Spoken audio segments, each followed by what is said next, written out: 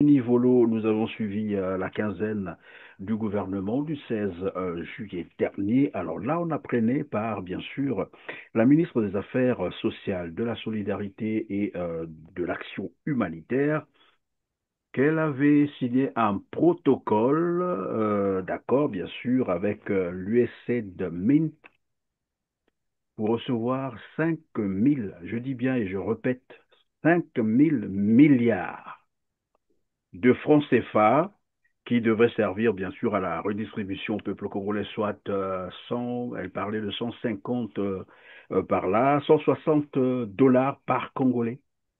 160 dollars, c'est quand même 96 000 francs CFA. Et curieusement, elle dit qu'elle a renoncé à ce protocole. Ça veut dire quoi? On l'entend dire qu'elle ne sait pas C'est faux. Ça, qu'est-ce c'est faux. qu'il y a derrière comme Ça, c'est faux. contrepartie. Ça veut dire qu'elle Aucun ignorait protocole tout. d'accord, Elle est allée apposer aucun, sa signature sur un aucun texte qu'elle protocole ignorait. d'accord.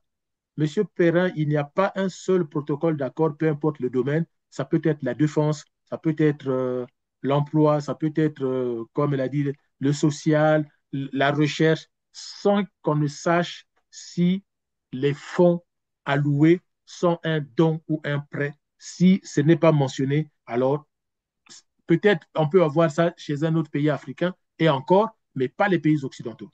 Voilà, ça, il ne vous donne pas l'équivalent de 8 millions d'euros sans vous dire si c'est un don et ou si c'est un prêt. Et puis pourquoi il vous donnerait l'équivalent de 8 millions d'euros. Et le pire dans tout ça, c'est que Madame Mboko Kimbatsa est en train, en fait, de dévoiler le fonctionnement du gouvernement. C'est-à-dire que nous avons un gouvernement qui ne s'appuie pas sur les technocrates, les techniciens des ministères. J'étais en train de dire finalement l'annonce d'hier, est-ce qu'on peut dire que c'est, bah, comme tu dirais, hein, le criminel qui revient sur la scène de crime parce que finalement c'est beaucoup de scénarios comme ça. Bah, aujourd'hui malheureusement il y a des politiques qui se retrouvent en prison, hein, donc il y a des prisonniers politiques. Je pense à Jean-Marie Michel Mokoko qui avait été accusé pour Cédric Balou l'a rappelé. un fait. Nous avons voilà André Okombi Salissa, mais il y a aussi eu, je crois, l'épisode d'Augustin Poignet, comme ça, qui avait été également accusé de tentative d'atteinte à la sûreté de l'État. Et là, bon, on nous parle de Cédric Castellan-Balou et de maître Bob Kaben Masuka. C'est le criminel, en fait, Sassou Nguesso, qui revient Mais sur la vous scène de savez, crime. vous évoquez Monsieur Poignet. Mais en fait, beaucoup de Congolais ne connaissent pas ça. Moi, je découvre ça quand la conférence nationale finit, il y a des émissions télé, et c'est Augustin Poignet lui-même qui explique qu'à l'époque, qu'il est directeur de l'hôpital militaire, et il est accusé par ce même groupe, hein, les Sassou et les autres, de vouloir fomenter un coup d'État, et il dit aux journalistes, mais pour faire un coup d'État, il faut quand même des militaires formés, des militaires aguerris, parce que ça va aller au corps à corps. Et puis, si en face, les gens ne cèdent pas, ça va être de la bagarre. On ne fait pas des coups d'État avec n'importe qui. Or, moi, on m'a écarté de tous les commandements et on m'a dit d'aller gérer les militaires malades qui sont dans les lits des hôpitaux, sous perfusion, avec des plâtres et tout. Et c'est avec ça qu'on peut faire un coup d'État.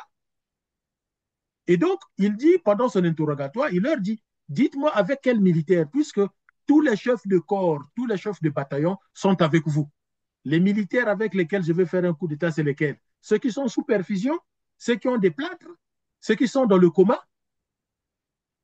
Et voilà comment les gens ont été en perte d'arguments face au général Poignet. En fait, Monsieur Perrin, ce qu'il faut comprendre, c'est que ceux qui veulent aller avec le PCT et Sassou à l'élection de 2026, mais qu'ils comprennent dès aujourd'hui, n'y allez pas. Face à la dictature, il n'y a pas d'élection. Parce que le dictateur n'organise pas une élection pour la perdre. Et le premier qui le dit, c'est Pierre Ngolo en 2021. Regardez sur Internet, il y a cette vidéo de Pierre Ngolo, patron du PCT, qui dit très clairement, en 1992, quand on a quitté le pouvoir, on a souffert, nous ne quitterons pas le pouvoir tant que nous n'organiserons pas les élections si nous ne sommes pas sûrs Voilà, de comme il rester au dit, il ne pouvoir. faut pas perdre l'initiative, c'est le Il terme ne faut qu'il pas perdre utilise. l'initiative.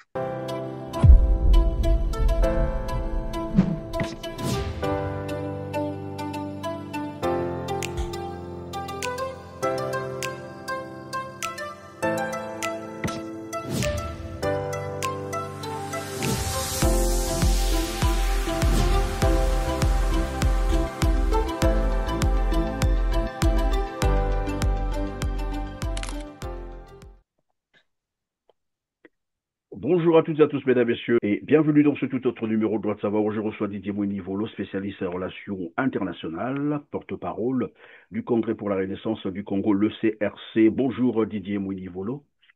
Bonjour, Monsieur Perrin, et merci pour cette invitation. C'est toujours un plaisir d'échanger avec vos téléspectateurs pour les éclairer sur la situation du Congo, mais aussi la situation autour de nous et dans le monde. En tout cas, c'est un réel plaisir. Merci d'avoir accepté notre invitation pour décrypter la déclaration, bien sûr, du procureur de la République, André Ngakala, qui affirmait hier avoir déjoué un coup d'État au Congo-Brazzaville à 8 mois de l'élection présidentielle de mars 2026 que je vous propose de suivre en extrait. Suivez. Affaire Maître Kaben Masuka Bob, Mankouma Picarot, Amel alias et autres. Depuis quelques mois, plusieurs individus ont planifié un projet dénommé Appel à la mobilisation pour soutenir la libération du Congo le 10 juillet 2025. Projet publié sur la page Facebook du nommé Balou Castellin, Cédric, qui résiderait à l'étranger. Voilà, Didier Mounivolo, un coup d'État déjoué à 8 mois de l'élection présidentielle. Votre premier commentaire après avoir suivi cette déclaration? Je suis désolé, mais je n'aime pas trop les gros mots, mais là, franchement, c'est de l'imbécilité, sincèrement. Ce que ce procureur nous montre, j'ai lu des commentaires sur la toile, et c'est quand même curieux, c'est que les Congolais ont pratiquement tous réagi en disant, ça nous fout la honte à la face du monde. Il n'y a pas deux procureurs dans le monde, et même pas en Afrique, même pas dans la sous-région Afrique centrale, qui se comportent comme ce monsieur Okongakala. Et la manière dont il, il vient présenter les choses, on va en parler, mais c'est totalement honteux. On voit bien que ce monsieur, on lui a dit d'aller lire tel document, et il vient, il le lit en violation des règles, des bases du fonctionnement d'un système judiciaire crédible. C'est-à-dire que lorsque vous prenez toutes les procédures judiciaires, on ne se retrouve pas, même en face à ce que M. Ngakala dit, les gens qu'ils incriminent, qu'ils poursuivent, même s'ils prennent un étudiant de première année de droit, mais M. Ngakala ne tiendra pas. Il n'aura pas d'argumentaire. Juste un exemple patent. Moi, il utilise des propos, il parle par exemple des assaillants, mais allez lire le dictionnaire. Quelle est la définition des assaillants? C'est-à-dire les gens qui ont lancé un assaut. C'est les gens qui ont assailli. Or, il dit avoir déjoué un coup d'État. C'est-à-dire que avant que les choses ne se passent. Mais donc, en tant que procureur, grand maître de la retenue, grand stratège qui ne dévoile pas ses cartes, mais M. Ngakala a fait preuve d'une nullité juridique monumentale pour un procureur de la République. Mais est-ce Et que, pour autant, puisqu'on va continuer tout à l'heure, est-ce une surprise pour vous? ah non, surtout pas. Je connais, j'allais dire très bien, non, je ne connais pas très bien le système PCT, mais je suis congolais, je suis né au Congo. Quand j'ai écouté le procureur parler, tout de suite m'est revenu en tête le procès qu'on a connu sous le nom de procès de Ndalagraï dans les années 80, où je crois que nous sommes, si je ne me trompe pas, au mois de mars 1982, où les Congolais découvrent que des grenades explosent dans les cinémas. 2 mars 1982, première grenade explose dans la salle de cinéma Star. 5 morts, des dizaines de blessés. Et moi, à l'époque, on habite Poto-Poto. Nous sommes en panique. Les parents nous enferment dans les maisons. Et plus tard, c'est dans les marchés. Quelques jours après, c'est à Pointe-Noire où ça explose. Et Sassou fait sa tournée nationale. Sassou n'est pas à Brazzaville. En fait, Quand il rentre, des actes on pourrait qualifier de terroristes. aujourd'hui, on parlerait des actes terroristes. Mais à l'époque, le Congo est un havre de paix. C'est le calme partout. Et on est surpris. Nous sommes des petits enfants. On est surpris. Et donc, pour ceux qui se rappellent de ces époques-là, c'est la brouille, ces problèmes d'explosifs à Brazzaville et à Pointe-Noire. Il y a eu même des explosifs à Maya-Maya, sur lesquels une journaliste est en train d'enquêter et qui est menacée. Mais c'est normal qu'elle soit menacée, puisque à l'époque, déjà, le président s'appelait qui? Denis Sassou Nguesso.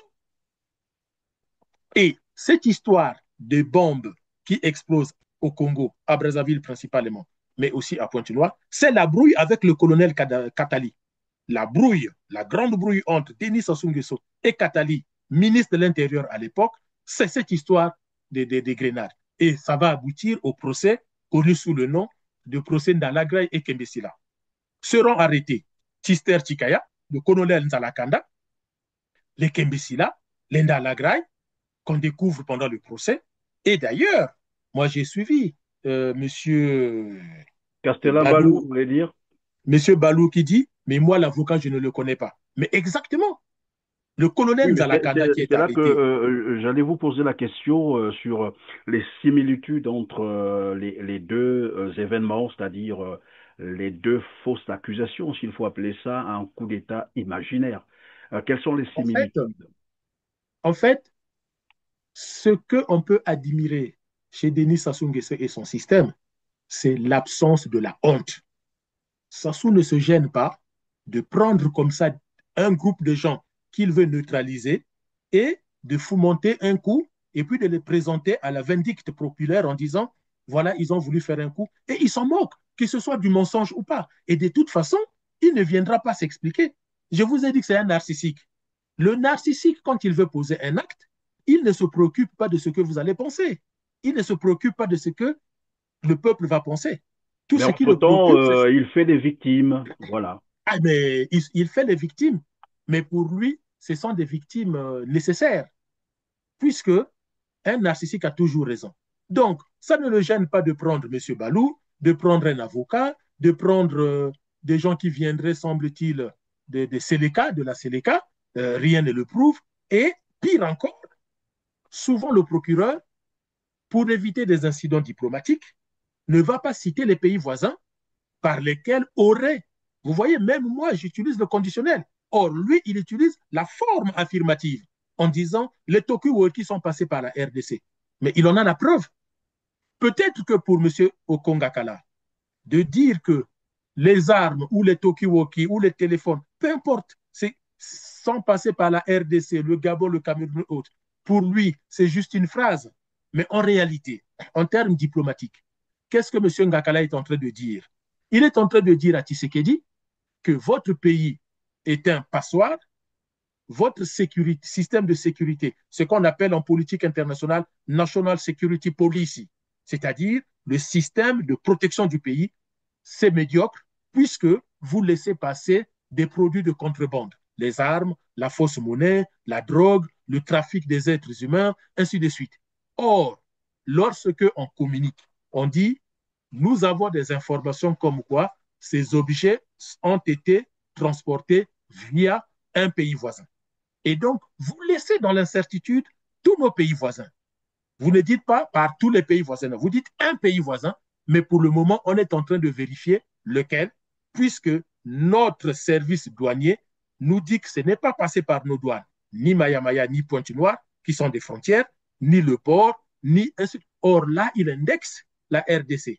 Ce qui suppose que le procureur de Kinshasa, puisque la RDC a été utilisée, eh bien, peut demander voix au dossier pour être aussi enquêteur. Parce qu'il faut enquêter du côté de Kinshasa, qui a réceptionné les produits pour les acheminer vers Brazzaville. Est-ce que Okongakala est sûr qu'il a des preuves à fournir au procureur de Kinshasa? Il en a, Mais lorsque vous parlez des preuves, Didier Mouni-Volo, la preuve, si je peux me répéter, c'est que dans la déclaration, on vient de le suivre tout à l'heure, euh, il, dit, euh, il dit même que Cédric Castellan Balou vivrait à l'étranger. Ça veut dire mais qu'il n'est c'est même pas preuve sûr. d'un dossier bâclé, monté en toute vitesse, parce que le pouvoir de Sassou est aux abois. Sassou ne sait plus quoi faire. Aujourd'hui, au Congo même, vous avez une jeune classe des hommes politiques, peu importe ce qu'on peut les reprocher, mais on le voit bien, qu'il s'agisse de M. Bouiti, qu'il s'agisse de Dave Mafoula, qu'il s'agisse de Destin Gavé, qu'il s'agisse de ce monsieur Balou et qu'il s'agisse de l'avocat monsieur Masuka, on voit bien qu'il y a une nouvelle génération des Congolais qui ne sont pas au pouvoir et qui démontrent au PCT et au gouvernement que nous pouvons prendre la succession. Mais je leur dis bravo, messieurs, bravo. Et aujourd'hui, au lieu de les intimider, au lieu de les impressionner et au lieu d'essayer de les brutaliser, je propose une solution au PCT qui est très simple. Les Thierry Mungala qui sont dégonflés, les Arlette Nono Soudan, avec les Tati Mabiala, les autres partis politiques Yuki, organiser les débats politiques. C'est tout. Cette nouvelle classe politique demande à débattre avec le PCT. Moi, je vois ces Tintins du PCT aller faire le monologue sur les plateaux de télé. Fini les monologues. Sur R7, je l'ai dit, ça fait au moins 5 ans, il faut sortir des monologues à l'envers les débats politiques. Je vois maintenant les journalistes de Télé Congo se plaindre de Thierry Mungala, se plaindre de la situation du Congo. Même Télé Congo, certains journalistes et le directeur de Télé Congo, je l'ai vu sur YouTube, se plaindre. Eh bien, Télé Congo organisait les débats, appelait Dave Mafoula, appelait M. Bouti, débat avec les autres, les destins gavés, face à Tati Mabiala et face à un ministre, face à un membre du PCT, face à un député. Comme ça, on va éclairer les Congolais. Et 2026, pour ceux qui veulent aller aux élections, eh bien, on saura réellement pour qui voter. Or, quand on voit, ils sont aux abois. Et qu'est-ce que fait un système dictatorial aux abois? Eh bien, il vire à la tyrannie. Et donc, on monte de faux complots et on essaye, comme ça, de briser l'avenir du pays. Mais ils n'arriveront pas. Ils Ils n'arriveront pas. n'arriveront pas, voilà, des faux complots. Et tout à l'heure, je vous posais la question sur les similitudes. Je me rappelle encore, lors du procès Ndalagraï, on avait aussi compris qu'on avait mis en accusation des personnes, des sujets, qui finalement ne se connaissaient pas. Voilà, qui venaient découvrir les autres, voilà, devant la barre. Connaissez-vous un tel? Non, bon, on connaît cette histoire de vous l'avez déjà cité, il s'agit de Kembisila, qui n'était qu'un taximan, en fait, Oui, et qui était impliqué dans ses affaires. Devant la barre, on se souvient de son interprète qui n'arrivait plus à un moment donné quand il disait mais wanana quoi. En fait, oui. On pour, se rappelle pour dire qu'il était innocent. Mais bon, l'interprète avait compris autrement pour dire, ben là, il vient de dire qu'il est le neuvième. Et l'autre insiste, non, mais le wanana quoi, huitième. en fait. Après, Kembisila, bon, l'affaire Kembisila, tout le monde se rappellera. Oui, c'est risible, mais c'est tout de même dommage parce que, en fait, c'est le même mode opératoire Oui. de Mais Denis en fait, Sassou Nguesso, c'est-à-dire, aujourd'hui, lorsqu'on regarde, vous l'avez dit tout à l'heure, lorsqu'on a suivi Cédric Castellan-Balou, mais il fait savoir que ben, les personnes qu'on est en train de citer, je ne connais même pas Bob Kaben Masuka, l'avocat, et d'autres personnes oui, qu'on cite, mais et puis dans le communiqué, c'est qu'on entend dire le procureur de la République qu'ils ont découvert l'annonce de la marche pacifique du 10 juillet sur Facebook, il 2025 cite la source. sur la page Facebook de Oui. Cédric Castellan-Balou. Est-ce que cela est suffisant pour accuser quelqu'un d'atteinte à la sûreté de l'État? Écoutez, écoutez, Monsieur Perrin, pour que on passe de cette info sur Facebook à l'arrestation de ce réseau avec tout ce que dit Le procureur de la République. le procureur, je suis désolé, il faut donc des systèmes très sophistiqués d'écoute, de filature, et dont le Congo ne dispose pas. Vous savez, au Congo, on aime faire peur aux gens. Combien de fois, moi j'ai des amis congolais qui me disent, attention, le pouvoir de Brazzaville a la capacité d'écouter WhatsApp. Écoutez, je suis désolé, si la Chine interdit WhatsApp parce que la Chine ne peut pas écouter WhatsApp, ce n'est pas Brazzaville qui peut écouter WhatsApp. Si la France a été obligée de mettre en prison le patron de Telegram parce que les services secrets français n'arrivent pas à décrypter Telegram, aucun, sauf si c'est WhatsApp ou Telegram qui vous les donne. Donc arrêtons de fantasmer. Moi, quand j'ai écouté Cédric Balou, prenez le procès d'Alagraï, écoutez ce que dit le colonel Nzalakanda et de ce que dit Cédric Balou, mais vous avez des similitudes. Au procès, le président de la Cour, Charles Madzou, pose la question à M. Nzalakanda. Monsieur Nzalakanda, connaissez-vous M. Tister Tikaya? Il dit oui. Ah, vous voyez? Donc, vous avez comploté. Il dit, mais non, je suis colonel dans l'armée congolaise. On est combien? Jean-Pierre Tister Tikaya, deuxième personnalité du pays. Je le connais en tant qu'autorité. Mais en tant qu'affinité pour faire un coup d'État, on n'a jamais mangé ensemble, on n'a jamais pris un café ensemble. Je le connais en tant qu'autorité. Mais c'est comme dit, Cédric pouvait connaître l'avocat en tant qu'un avocat qui est connu. Mais Les d'ailleurs, avocats, dans sa vidéo, Cédric dit, et il affirme qu'il ne connaît pas l'avocat. il ne le connaît pas. Mais en Mais c'est plus, pour cela il y a que quelque chose, ça il fait y a un pression indice, à ce procès de Ndalagraï.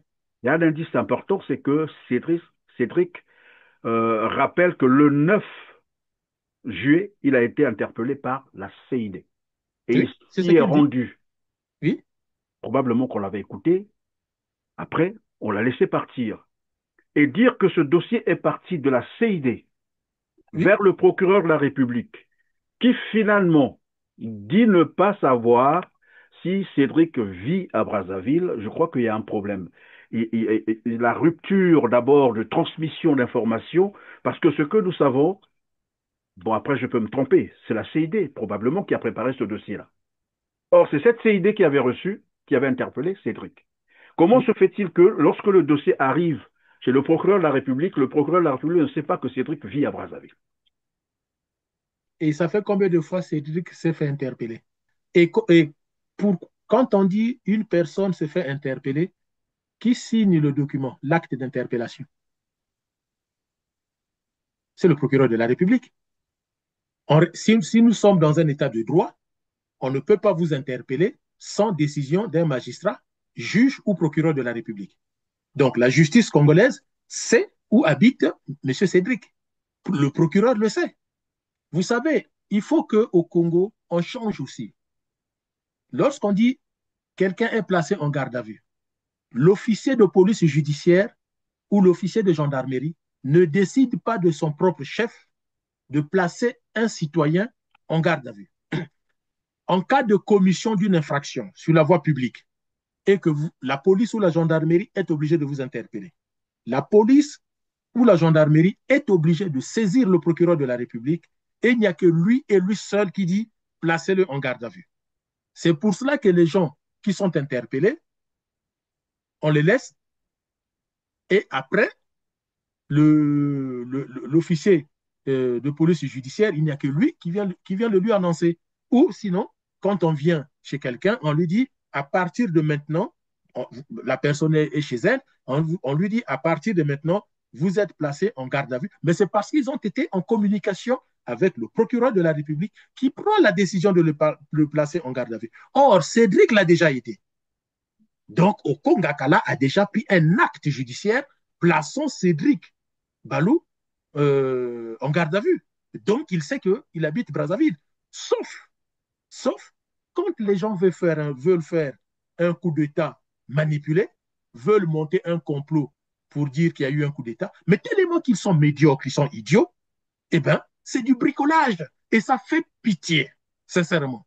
Ça fait vraiment pitié. Et c'est pour cela que je vous ai dit, il y a des similitudes avec le procès de Ndalagraï où ça a été tellement bâclé. Ndalagraï dit, vous avez retrouvé dans mes toilettes les pains de TNT, mais sauf que ce qui explose, ce sont des bâtons de TNT. Et il sort cette expression, la maison est faite de pierre, mais un tas de pierres ne fait pas une maison.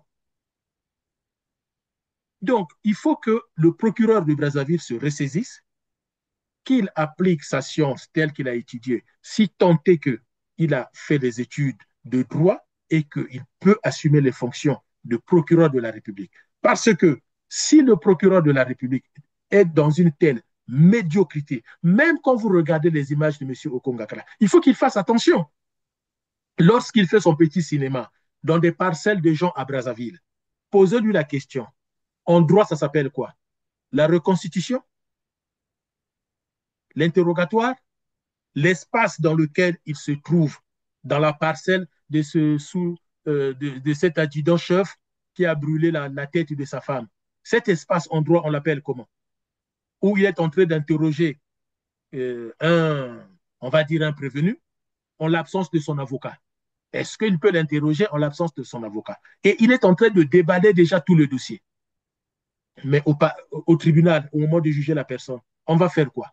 Alors même que lorsqu'on arrête quelqu'un, on lui dit, au nom de la loi, je vous arrête, vous avez le droit de garder le silence, tout ce que vous direz pourra se retourner contre vous. Mais c'est une phrase universelle en matière de droit pénal.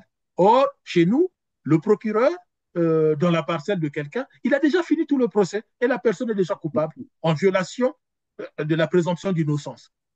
Alors, il y Donc, a un autre aspect qu'on peut aussi analyser, c'est que lorsqu'il fait sa déclaration, son discours, il ne présente pas des preuves. Il parle des talkie-walkie, des SIM ou des munitions, et que ce groupe de gens attendait à recevoir les armes. Mais jusque-là, on n'a rien vu, alors que vous l'avez dit, hein, d'entrée de jeu, il parle même des assaillants. Assaillants, vous l'avez expliqué, ça veut dire qu'il y a eu assaut, quelque part.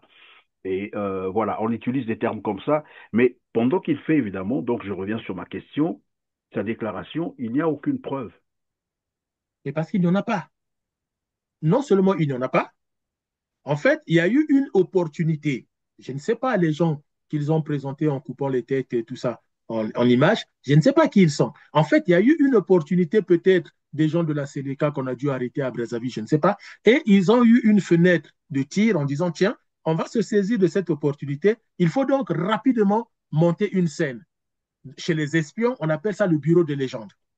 Le bureau des légendes, dans les services d'espionnage, vous avez des spécialistes qui sont là pour monter des scènes pour que les espions travaillent. Donc, ils ont monté une scène, mais c'était tellement rapide qu'ils n'ont peut-être pas eu le temps d'aller chercher les armes dans telle ou telle garnison, d'aller chercher telle ou telle chose. Ça, ils n'ont pas eu le temps. Ou peut-être le temps de déposer les armes chez les, voilà, les accusés Mais comme ils ils savent l'ont le fait faire. avec Onyangé. Je crois que c'est le colonel Au Niangé, Onyangé, oui. craignant quelque chose, qui avait mis des caméras chez lui, et les gens qui sont venus déposer les armes chez lui ont été filmés. Bon, tant mieux pour lui, c'est comme ça qu'il a pu sauver sa peau. Mais vous voyez, on est dans une telle médiocrité. Moi, je pense que le PCT doit faire très attention.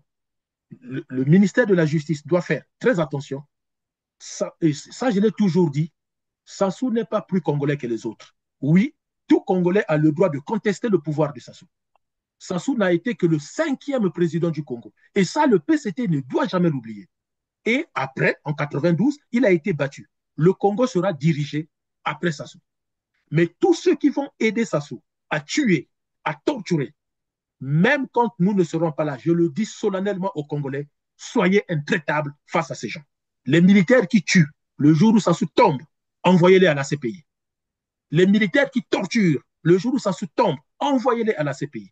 Tout Congolais a le droit de diriger le Congo. Maintenant, on l'a démontré. On nous a fait croire que ce monsieur, Denis Sassou Nguesso, était intelligent, brillant. Il a montré sa médiocrité. Il doit partir. 2026, ça s'arrêtera avec lui. Et là, on voit dans quelle misère les Congolais sont. Alors, pourquoi on doit faire confiance à Sassou? Le PCT n'a pas un autre candidat à présenter.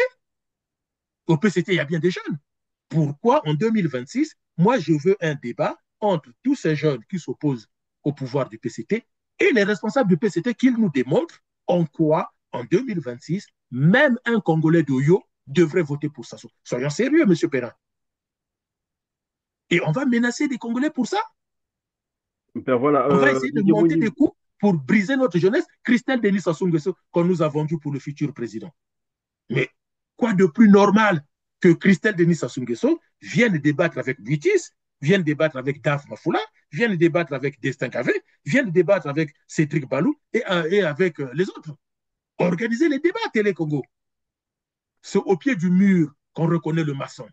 Et Rabelais disait, nul n'entre ici s'il n'est géomètre. Alors, Christelle Denis Sassou Nguesso est géomètre, Claudia Sassou Nguesso est géomètre, Jean-Jacques Bouya est géomètre.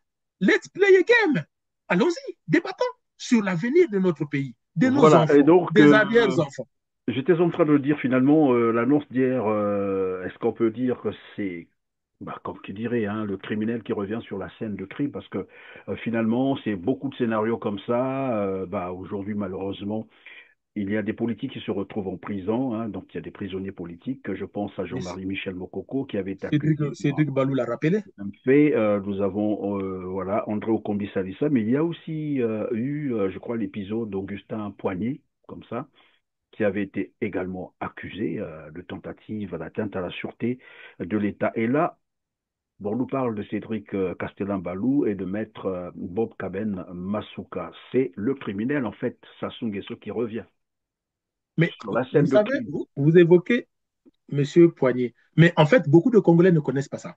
Moi, je découvre ça quand la conférence nationale finit, il y a des émissions télé, et c'est Augustin Poignet lui-même qui explique qu'à l'époque, qu'il est directeur de l'hôpital militaire, et il est accusé par ce même groupe, de Sassou et les autres, de vouloir fomenter un coup d'État, et il dit aux journalistes, mais pour faire un coup d'État, il faut quand même des militaires formés, des militaires aguerris, parce que ça va aller au corps à corps. Et puis, si en face, les gens ne cèdent pas, ça va être de la bagarre. On ne fait pas des coups d'État avec n'importe qui. Or, moi, on m'a écarté de tous les commandements et on m'a dit d'aller gérer les militaires malades qui sont dans les lits des hôpitaux, sous perfusion, avec des plâtres et tout. Et c'est avec ça qu'on peut faire un coup d'État. Et donc, il dit, pendant son interrogatoire, il leur dit, dites-moi avec quel militaire, puisque tous les chefs de corps, tous les chefs de bataillon sont avec vous. Les militaires avec lesquels je vais faire un coup d'État, c'est lesquels? Ceux qui sont sous perfusion, ceux qui ont des plâtres, ceux qui sont dans le coma. Et voilà comment les gens ont été en perte d'arguments face au général Poignet. En fait, Monsieur Perrin, ce qu'il faut comprendre, c'est que ceux qui veulent aller avec le PCT et Sassou à l'élection de 2026, mais qu'ils comprennent dès aujourd'hui, n'y allez pas. Et c'est pour cela que le CRC a une position claire. Face à la dictature, il n'y a pas d'élection. Parce que le dictateur n'organise pas une élection pour la perdre. Et le premier qui le dit, c'est Pierre Ngolo en 2021. Regardez sur Internet, il y a cette vidéo de Pierre Ngolo, patron du PCT, qui dit très clairement, en 1992, quand on a quitté le pouvoir, on a souffert, nous ne quitterons pas le pouvoir tant que nous n'organiserons pas les élections si nous ne sommes pas sûrs Voilà, de comme rester il au dit, il ne pouvoir. faut pas perdre l'initiative, c'est le Il terme ne faut qu'il pas perdre utilise. l'initiative. C'est son expression. Donc, Voilà, si alors on n'est pas sûr de Didier gagner, on n'organisera pas les élections. Et vous avez M. Ngatsé et Bruno Itoa qui font leur réunion. Qu'est-ce qu'ils chantent? Qu'est-ce qu'ils disent? Tokoti Kate. Tant qu'on n'a pas développé le Congo, Tokoti Ka T. Mhm. Donc, il faut les chasser. Ils ne partiront pas d'eux-mêmes. Eh bien, nous Voilà, on les va chassons. passer au deuxième volet de notre émission aujourd'hui. C'est une information qui vient de tomber sur notre plateau. Ça vient droit de Brazzaville. Bonjour R7, juste pour vous informer que l'hôpital sino-congolais de Filou est dans le noir depuis 16 heures. On vient à peine de mettre en marche un générateur qui n'alimente que le laboratoire. Tous les autres services sont dans le noir. Le laboratoire du CHU ne reçoit pas pour le moment. On ne sait pas pour quelle raison. Tous les examens sont orientés vers les laboratoires du choix des médecins. Pire encore, les prix sont exorbitants. Les patients sont soit couchés au sol ou assis sur une banquette. Si vous n'avez pas d'argent, si vous ne faites pas pression, eh ben, on ne vous prend pas en charge. Une triste réalité que je viens de découvrir. L'hôpital de Talangaï oriente systématiquement les malades qui semblent très mal en point vers le CHU. Or, le CHU, son laboratoire, ne reçoit pas. Didier Monivolo. On est ici, évidemment, comme l'a dit d'ailleurs voilà, notre source, celui qui nous a écrit, une triste réalité. On a toujours appris la santé avant tout. Il n'y a pas très longtemps, quelques semaines seulement de cela, je ne sais pas si la situation s'est améliorée. À Pointe-Noire, tous les hôpitaux avaient fermé. Ils avaient renvoyé les malades chez eux, mourir, probablement. On a vu des perfusés, voilà, quitter l'hôpital pour la maison, on peut imaginer la suite. Et ici, c'est la situation de Brazzaville qu'on nous décrit. Et dans le même temps, ceux qui ont plongé le Congo dans cette situation-là veulent empiler au pouvoir. D'abord, la situation des hôpitaux. Est-ce qu'on peut en parler?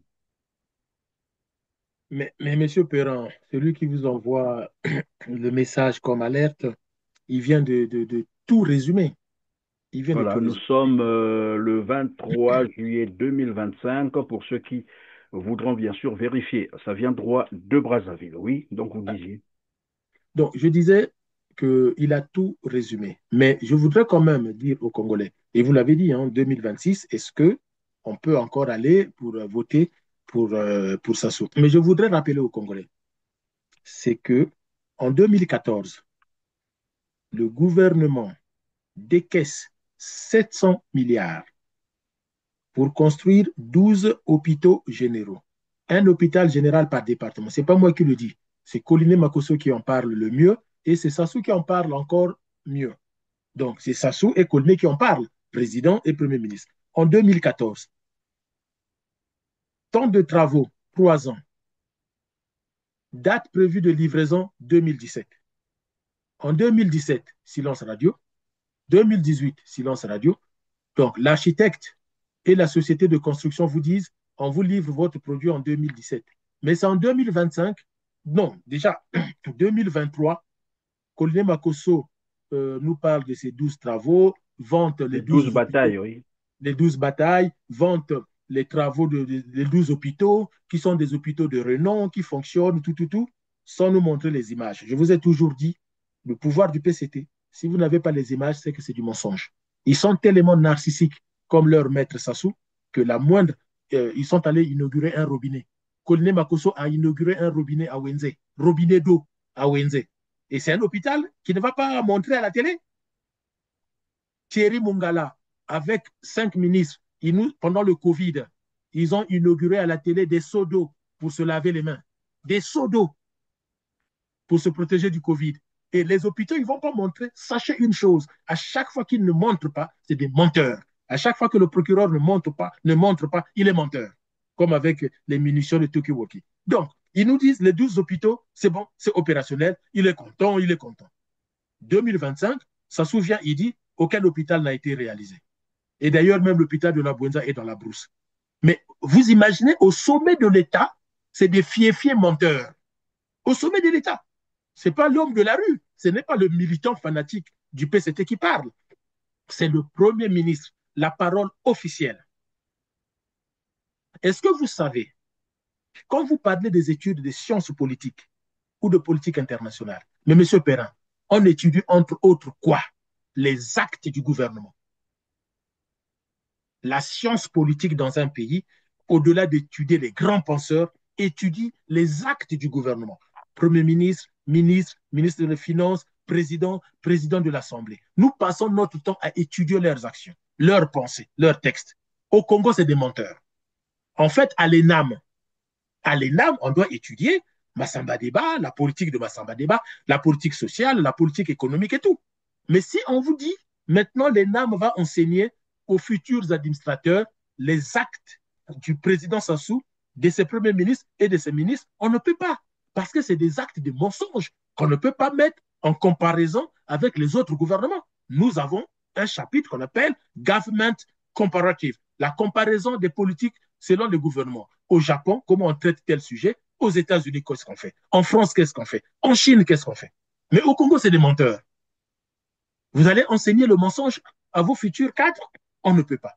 Donc, pour revenir aux hôpitaux, Sassou constate que c'est dans la forêt. Au final, on change, on dit, on fera peut-être 1 ou 2 hôpitaux par année. Mais pendant ce temps, les 700 milliards ont été dépensés combien? Comment? Et on apprend que les hôpitaux ont fermé, les agents de santé sont en grève. Le descriptif est tellement triste que la seule solution, c'est chasser ce gouvernement. Moi, je connais des gens à Pointe-Noire où un membre de la famille enceinte, ça je le sais, hein, c'est des proches, hein, des proches amis qui ont eu une veillée parce que une membre de la famille était enceinte. Ils sont allés à l'hôpital de Patra. L'hôpital de Patra les a refoulés en disant, nous, on ne peut pas les prendre, on n'a personne pour faire accoucher une femme. Ils sont allés à Adolphe Cissé. Adolphe Cissé dit, nous sommes en grève, on ne prend plus les malades à l'extérieur. Le temps de chercher un autre hôpital, cette femme est décédée avec le bébé dans son ventre. Ce n'est pas des choses qui font rire. Peut-être que pour le gouvernement, c'est rien. Mais ça, c'est des drames au quotidien. Des drames au quotidien. À Bétou, du fait que personne ne se préoccupe des inondations dans la Likwala, le long de Lubangui. Il y a eu des déplacements de population en pirogue. Une femme enceinte, on ne savait pas que c'était des jumeaux. Elle accouche dans une pirogue pendant qu'on les évacuait. Et il y a un des bébés qui est tombé dans l'eau. Heureusement que les gens qui étaient là, il y a un monsieur qui avait suivi. Parce que pendant qu'on se préoccupait du premier bébé qui était sorti, les gens ne se rendaient pas compte qu'il y a un deuxième bébé qui arrivait.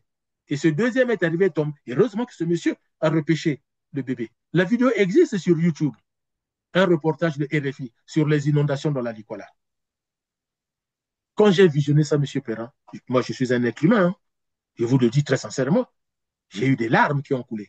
Dans un pays qui produit 2700 milliards de francs CFA de recettes pour 1700 ou 1500 milliards de dépenses. C'est-à-dire, il nous reste chaque année entre 900 et 1200 milliards de francs CFA. Mais on en fait quoi?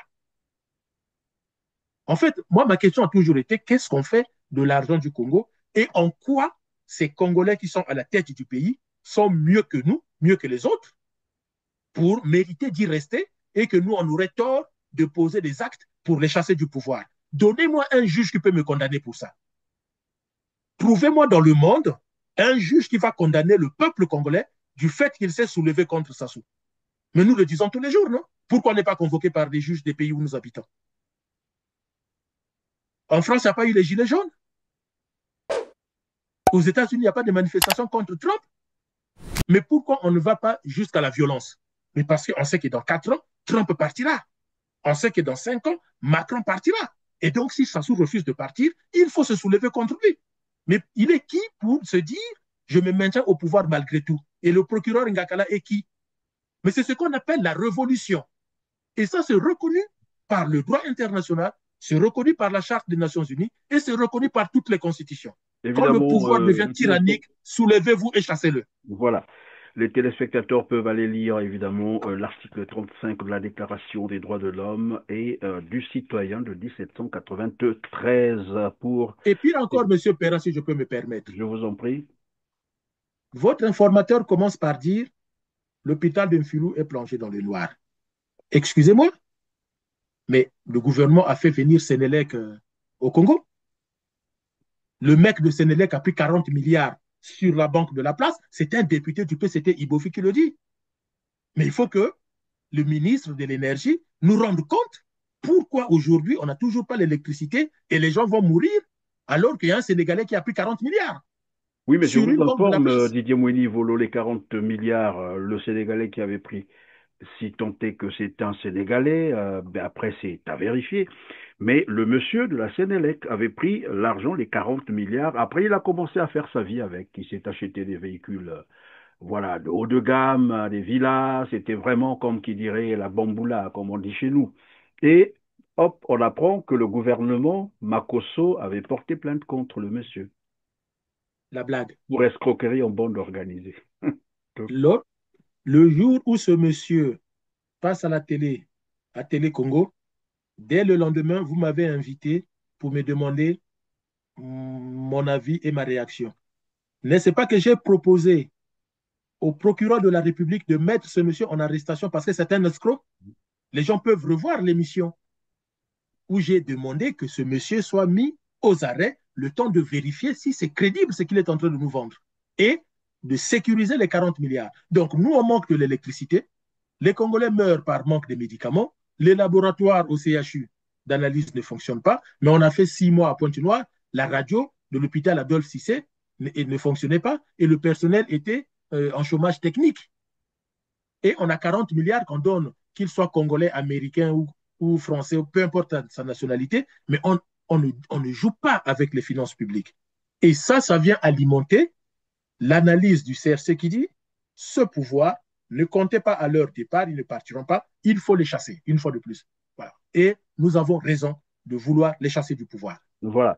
Le dernier mot revient donc à la population congolaise. Didier Mouni Volo, nous avons suivi la quinzaine du gouvernement du 16 juillet dernier. Alors là, on apprenait par, bien sûr, la ministre des Affaires sociales, de la solidarité et de l'action humanitaire qu'elle avait signé un protocole d'accord, bien sûr, avec l'USAID Mint pour recevoir 5 000, je dis bien et je répète, 5 000 milliards de francs CFA qui devraient servir bien sûr à la redistribution au peuple congolais, soit 100, elle parlait de 150 par là, 160 dollars par Congolais, 160 dollars C'est quand même 96 000 francs CFA. Et curieusement, elle dit qu'elle a renoncé à ce protocole. Ça veut dire quoi? Elle a signé. Ensuite, bon, vous allez l'écouter, c'est nettement mieux. Je vous propose de suivre la vidéo et on revient sur le plateau. Suivez. Le protocole d'accord. Oui, c'était pour démarrer des échanges. Nous avons opté, on s'est dit oui, on va y aller. Pourquoi pas, puisque nous recherchons de l'argent dans le secteur du social. Mais malheureusement, ce protocole, mais je pense que nous avons eu à échanger avec vous, M. Ndongo, plus de 5 000 milliards, M. le ministre, plus de 5 000 milliards qu'on donne aux Congolais. Mais le terme de l'accord, on ne vous dit pas si c'est un prêt ou c'est un don.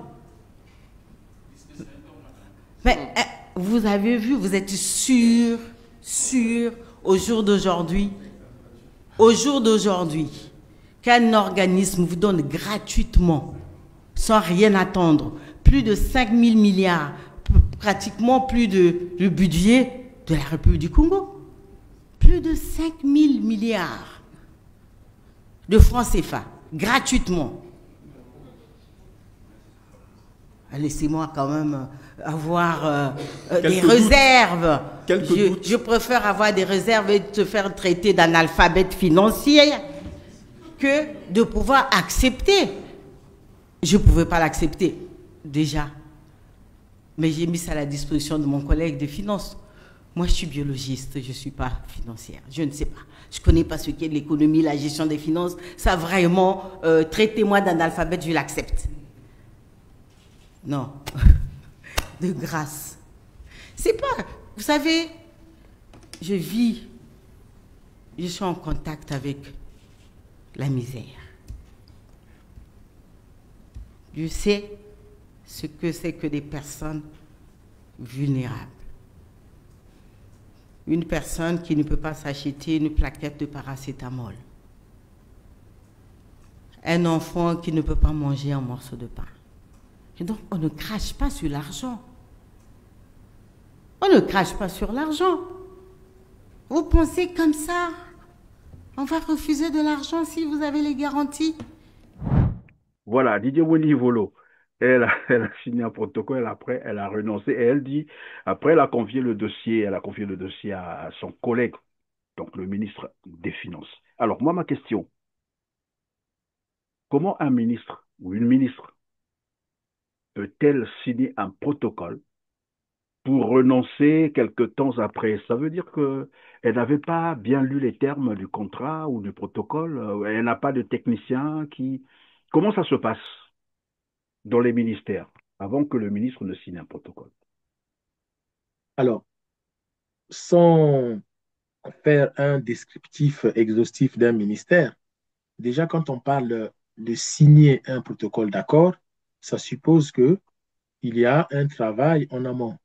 Mais déjà, il faut que Madame, comment on l'appelle, Mboukou C'est Madame Irène Marie-Cécile Mboukou Kimbatsa. Kimbatsa, déjà il faut que Madame la ministre nous explique qui est allé chercher qui. Parce que j'ai suivi la vidéo que vous venez de montrer. Elle parle comme si elle dormait tranquillement et les Américains sont venus la chercher en lui disant tenez 5 000 milliards. Non. Elle est ministre des Affaires sociales. Cette institution américaine, c'est une institution qui vend de la monnaie américaine et elle ne vend pas ça gratuitement, c'est moyennant l'argent. Surtout que Donald Trump a fermé toutes les aides américaines à l'étranger. Donc, madame, le gouvernement congolais le sait. Le gouvernement congolais sait que les Américains ne donnent plus d'aide et que Donald Trump est un président businessman. We are here to make a business. Make America great again. Voilà sa devise. Donc, si elle est allée chercher US Mint ou US Mint est venu la chercher, de toute façon, c'était pour faire du business. Donc, quand elle dit qu'on a signé un protocole d'accord, ça suppose qu'en amont, les services de Mme Mboukou Kimbalsa et les services de US Mint ont travaillé pendant des mois. Dans le protocole d'accord, il ne faut pas que la ministre trompe les Congolais. Les Américains ne sont pas venus avec un papier en lui disant signer. Non, c'est qu'il y a eu un travail qui peut durer des mois, peut-être même des années, mais on va dire des mois, où il y a eu une ébauche. Chaque partie a travaillé sur une ébauche. Il y a eu des réunions pour se mettre d'accord. Et dans un protocole d'accord, si vous vous mettez d'accord sur le projet, c'est le financement d'un projet, vous vous mettez d'accord sur les sommes et il n'y aura jamais, jamais un protocole d'accord signé avec une organisation étrangère sans vous dire si ce qu'on vous donne est un prêt ou est un don. Ça, c'est très, très, très faux. Parce que dès lors que vous signez un protocole d'accord, il y a un budget qui est élaboré et on explique toujours, même si ils vous disent qu'on va vous fournir du matériel, même si ce n'est pas en argent, mais c'est du matériel hospitalier ou du matériel agricole, ça sera toujours, ou c'est un don qu'on vous donne, voilà. Ou, Oui, mais on entend dire qu'elle ne sait pas c'est faux, ça qu'est-ce c'est faux, qu'il y a derrière comme ça c'est faux. contrepartie. Ça veut dire qu'elle Aucun ignorait protocole tout. d'accord, Elle est allée apposer aucun, sa signature sur un aucun texte qu'elle protocole ignorait. d'accord. Monsieur Perrin, il n'y a pas un seul protocole d'accord, peu importe le domaine. Ça peut être la défense, ça peut être l'emploi, ça peut être, comme elle a dit, le social, la recherche, sans qu'on ne sache si les fonds alloués sont un don ou un prêt. Si ce n'est pas mentionné, alors peut-être on peut avoir ça chez un autre pays africain et encore, mais pas les pays occidentaux. Voilà, ça, il ne vous donne pas l'équivalent de 8 millions d'euros sans vous dire si c'est un don et ou si c'est un prêt. Et puis pourquoi il vous donnerait l'équivalent de 8 millions d'euros. Et le pire dans tout ça, c'est que Madame Mboko Kimbatsa est en train, en fait, de dévoiler le fonctionnement du gouvernement. C'est-à-dire que nous avons un gouvernement qui ne s'appuie pas sur les technocrates, les techniciens des ministères. Dans les ministères, vous avez des techniciens. Je vous cite trois services ou trois directions. Vous avez le service juridique des ministères. Dès lors qu'on vous parle d'accord, de protocole d'accord, de convention, de, en tout cas, un acte juridique, parce qu'un protocole d'accord, une convention, un contrat, c'est des actes juridiques. Donc, on va toujours demander au service juridique du ministère de vérifier les pièges, de vérifier comment ça a été structuré et de protéger la nation contre un risque juridique qui va pénaliser le pays. Donc ça, vous avez toujours les services juridiques, peu importe le ministère. Mais je vous le dis parce que même une société comme Total, qui va donc exploiter le pétrole au Congo, dans les accords que Total signe avec le Congo, Total a un service juridique, même en droit finance, hein, en finance internationale, qui sont des tenants du droit fiscal mondial. C'est-à-dire, ils vous décortiquent le droit fiscal américain, français, pour que l'acte qu'on va signer, si demain il y a procédure judiciaire, que nous ne perdons pas. Et d'ailleurs, les entreprises comme Total, Renault, Ford, Nissan vont recruter des étudiants en droit fiscal dans les universités les plus renommées, parfois même en première année. Elle a Allez-y. renoncé, c'est ce qu'elle a dit dans voilà, sa réponse qu'elle donnait au journaliste qui lui a posé la question. Et la suite, vous l'avez suivi, elle dit, comme je ne comprends rien des finances, j'étais obligé voilà, de transférer ou de passer le dossier à mon collègue, donc le ministre des Finances. Alors ici, on parle de renoncer à un protocole d'accord qu'on a déjà signé. Ça veut dire qu'il doit avoir des conséquences, comme vous l'avez dit tout à l'heure, juridiques. Parce que lorsqu'on a signé, certainement qu'il y a des clauses. Mais déjà, le danger, c'est qu'elle a signé sans comprendre tout le contour. Mais juste, je parlais des trois services. Le deuxième service, c'est le service, comment on appelle ça? C'est le Potentiel. service finance. Parce que le service finance, son rôle, c'est d'étudier les clauses financières de cet accord. Est-ce que ça ne va pas pénaliser demain les finances publiques? Ainsi de suite. Et le troisième service, c'est le service RH, qui sont ceux qui vont gérer, piloter, manager le projet au Congo même. Est-ce que c'est des fonctionnaires de l'État congolais qui vont ponctionner, de sorte que si demain l'aide finit, ils repartent dans leur ministère habituel, ou bien que vous allez recruter les gens, mais si vous les recrutez, quels sont les risques juridiques si demain les Américains se retirent et le projet finit? Que deviennent ces gens-là que vous avez embauchés? Eh bien, est-ce qu'ils vont être des licenciés économiques? Est-ce qu'ils vont être reclassés? Ainsi de suite. Donc, vous avez à chaque fois au moins le service juridique, le service financier et le service RH qui Oui, mais doivent tous ces étudier. services, évidemment, tous ces services travaillent en amont, avant Oui, oui, en que amont. le C'est ministre en amont. ne puisse signer l'accord, Voilà, le c'est en amont. protocole Et d'accord. la question que vous venez de poser, puisqu'elle a renoncé, est-ce qu'il y a un risque financier? Et ça, c'est le rôle du service juridique.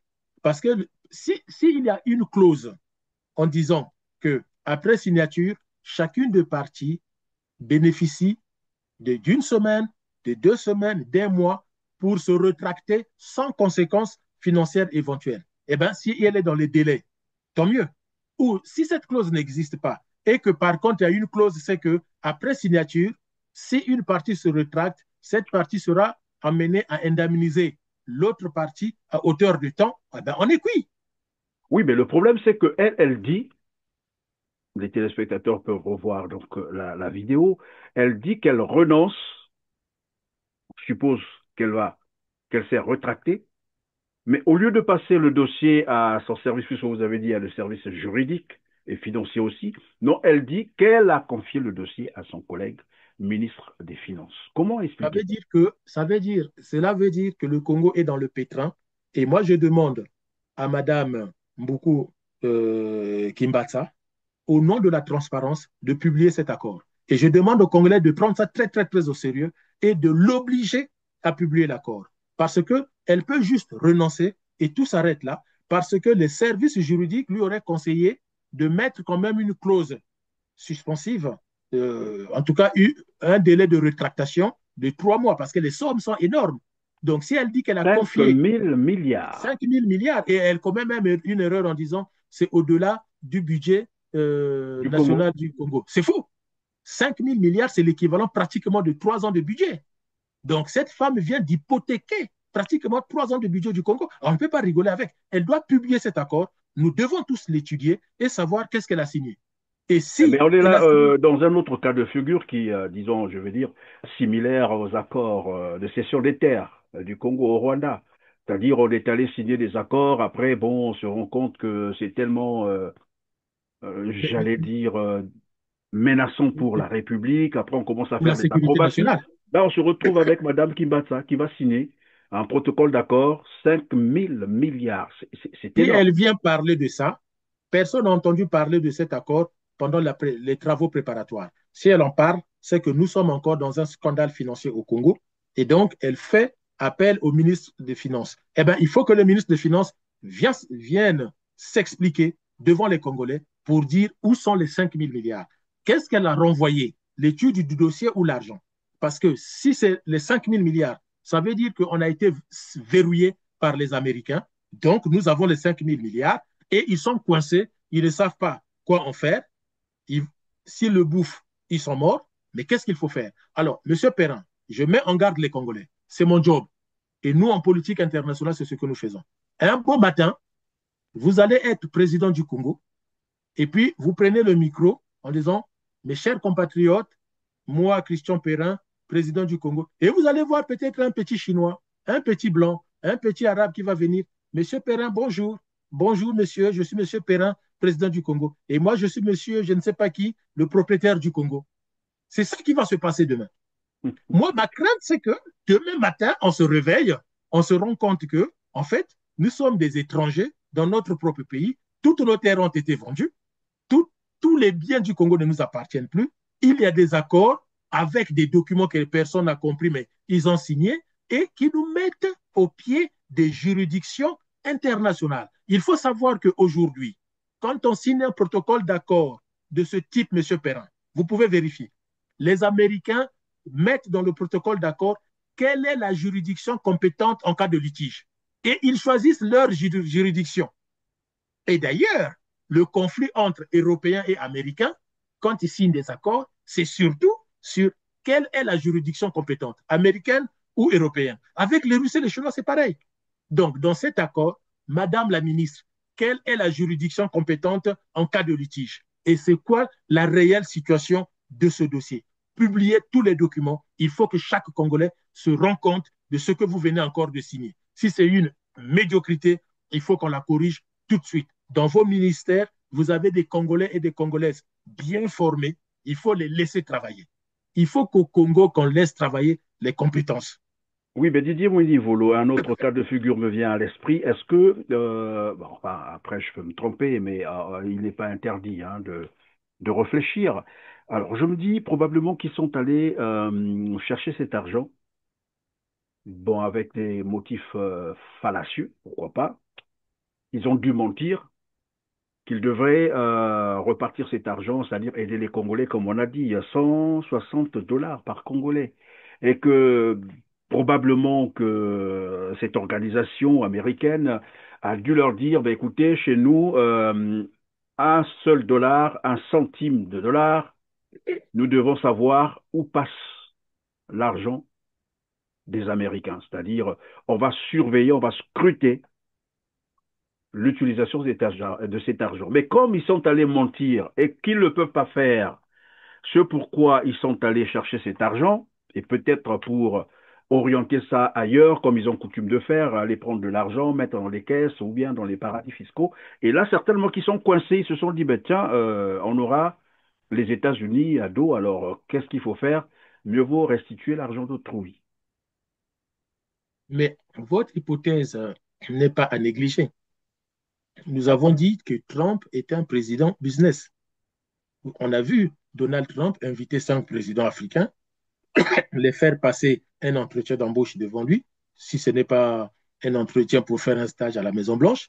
Il y a même un président, alors qu'il est président de son pays, qui est revenu avec une casquette Make America Great Again, et il est content de manifester avec devant sa foule. Donc, son pays va travailler pour l'intérêt des États-Unis. Moi, je pense que il est possible, ce que vous dites, que, in fine, peut-être que ce sont les responsables de US Mint qui leur ont dit, bon, à la place, on va prendre les matières premières au Congo, on va prendre... En fait, in fine, le Congolais, en tout cas le pouvoir congolais se rend compte que dans la pratique, ça va être tellement compliqué parce que ils ont menti pour avoir cette aide et que la mise en pratique au Congo risque de soulever les populations dans un climat de tension où déjà on voit, hein, le pouvoir n'arrête pas de menacer, le pouvoir n'arrête pas d'arrêter, le pouvoir est sous pression, on entend parler d'achat d'armes de façon excessive à Brazzaville, au Congo. Et donc, je pense que ça a été un boulet, en tout cas un vrai caillou où ils se sont dit, arrêtons les choses rapidement. Mais en fait, ils ont l'argent. Les 5 000 milliards, ils les ont. Mais c'est la Et question c'est la question que j'allais me poser parce que le Congo est quand même en pleine crise financière. Hein. On a entendu le ministre des Finances déclarer qu'il n'avait plus assez de ressources financières. D'accord, c'est lui qui le dit, hein, c'est le chef du village qui voit donc le diable. Et là, ils ont 5 000 milliards qui leur tombent entre les mains. Bah, qu'est-ce qu'ils trouvent à faire? Ben, il faut renoncer à ces 5 000 milliards. Il y en a quand même réalité, quelque chose qui se cache derrière, non? ils doivent les prendre et puis développer le Congo. C'est quand même compliqué à comprendre. Mais c'est pour cela qu'il faut que le ministre des Finances vienne expliquer si les caisses sont vides et que vous avez un bon samaritain qui vous amène 5 000 milliards, pourquoi vous ne profitez pas de ça pour industrialiser le Congo, pour construire les infrastructures, moderniser, puisque vous avez l'équivalent pratiquement de 2 ans et demi, 3 ans de budget national. Eh bien, utilisez ça et puis les intérêts de la dette, on paiera. D'où il faut que le gouvernement fasse la lumière sur cette histoire. Et puis quand une ministre vient et dit, traitez-moi d'analphabète financier, je suis d'accord, mais moi je suis biologiste et donc les finances, ce n'est pas mon problème. Et parce que les biologistes travaillent à perte, dites-moi, M. Perrin, pendant le Covid, quelles sont les entreprises qui ont réalisé le plus de bénéfices au monde? N'est-ce pas l'industrie pharmaceutique? Et l'industrie pharmaceutique embauche qui en priorité? N'est-ce pas les biologistes?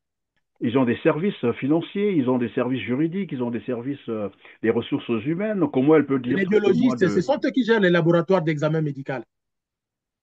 Donc, ils gèrent bien des budgets.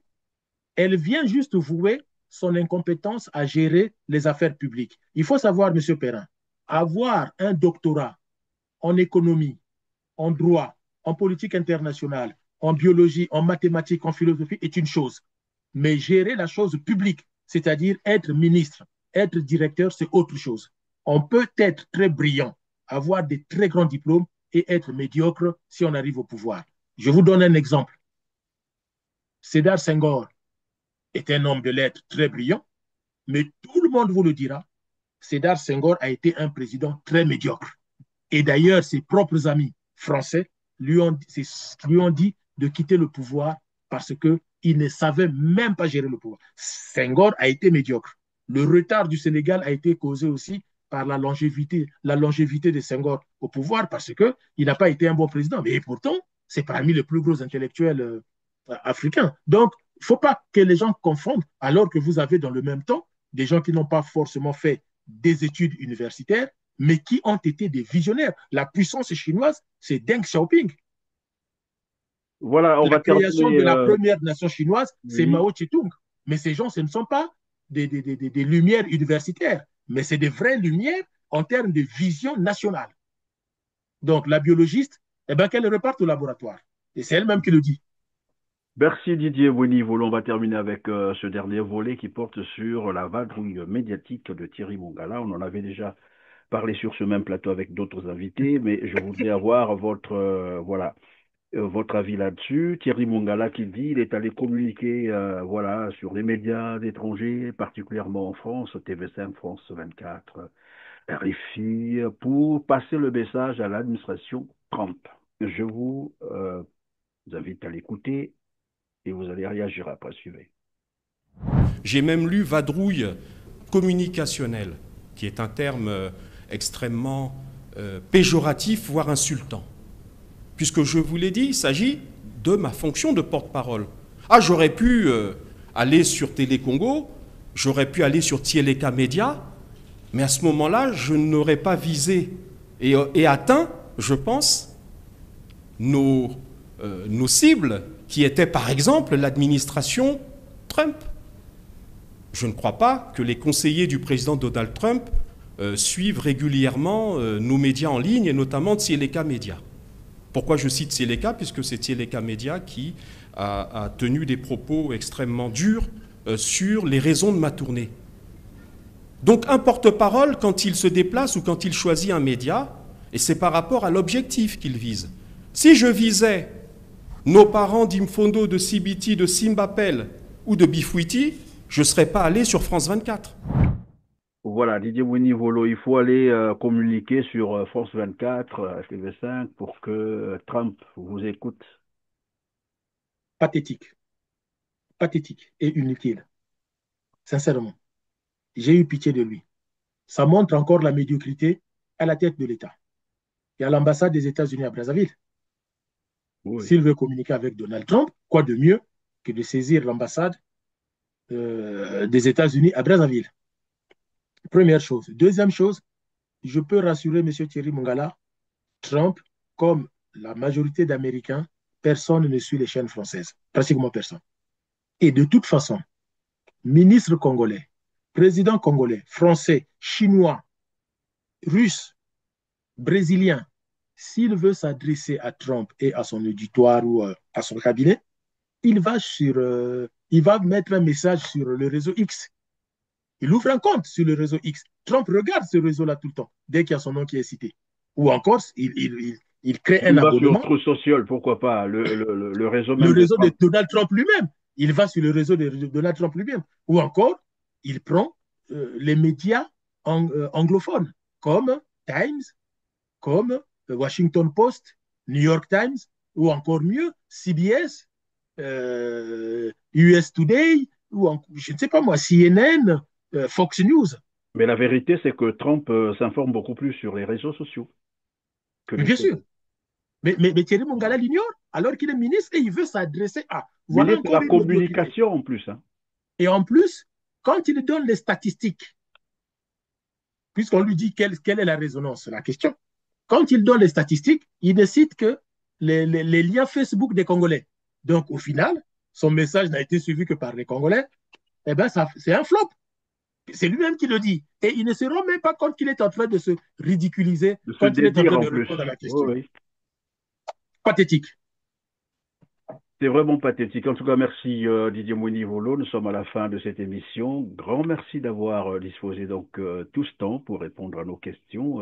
À moins que vous ayez une dernière préoccupation, une adresse à l'endroit des Congolais à 8 mois de l'élection présidentielle. J'aime à dire si tant est que cette élection aura bel et bien lieu.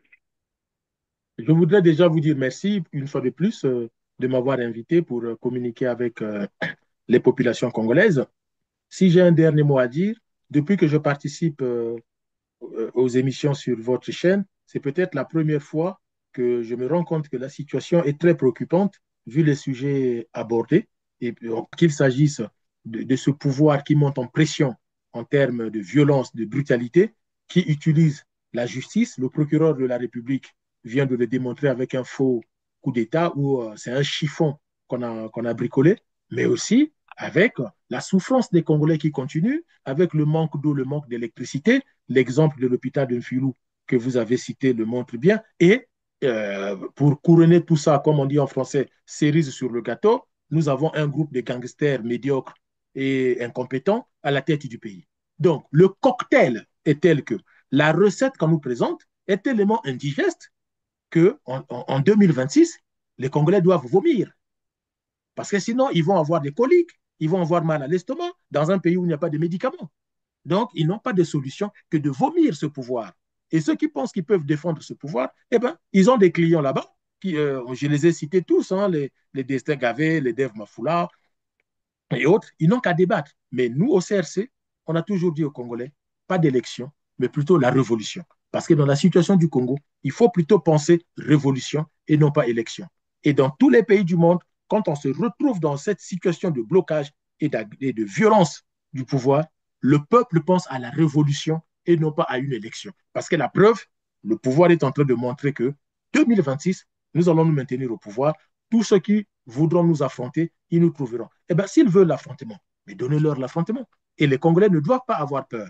Et c'est ce que, comme on appelle le pape Jean-Paul II, avait dit aux populations de l'Europe de l'Est. Quand vous les voyez excités comme ça veut dire que même entre eux, il y a des tensions, puisque c'est très dangereux ce qu'a dit la ministre des Affaires sociales, qui dit, ah, je me suis Simbassa, lavé les oui. mains, j'ai filé le bébé au ministre des Finances. Ça veut dire que le ministre des Finances a reçu les 5 000 milliards de francs CFA. Eh bien, il faut qu'il s'explique. Il faut qu'il s'explique. Donc, mon sujet à moi, c'est de dire, écoutez ce que vous dit le CRC. La révolution du fleuve, c'est la seule porte de sortie que nous avons pour envoyer tous ces gens-là à la retraite et permettre aux cadres congolais de bien gérer le pays dans l'intérêt de tout le monde. Voilà, merci. Et c'est la fin de cette émission, mesdames, messieurs. Merci de nous avoir suivis. Cliquez sur le petit pouce en l'air juste en bas de la vidéo. Partagez, partagez massivement. Aidez-nous à atteindre un plus grand nombre de téléspectateurs et dites-nous en commentaire ce que vous pensez de cette émission. Sur ce, on se dit au revoir et à très bientôt. Merci. Merci à vous et merci à vos téléspectateurs. Je vous en prie.